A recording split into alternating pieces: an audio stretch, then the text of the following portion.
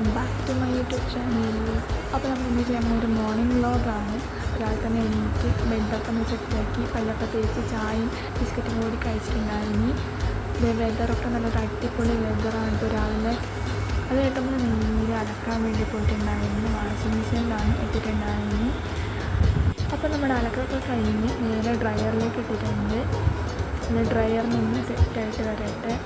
അപ്പോഴത്തേക്ക് നമുക്ക് പുറത്തത്തെ ഒരു വ്യൂ ഒക്കെ കാണാം. റോഡിൻ്റെ പണി നടക്കുന്നുണ്ട്. അപ്പോൾ അതിൻ്റെ വണ്ടിയൊക്കെ ഇതിലൂടെ പോകുന്നുണ്ട്. അതായിട്ട് നമ്മളിത് ചായ വെച്ചു.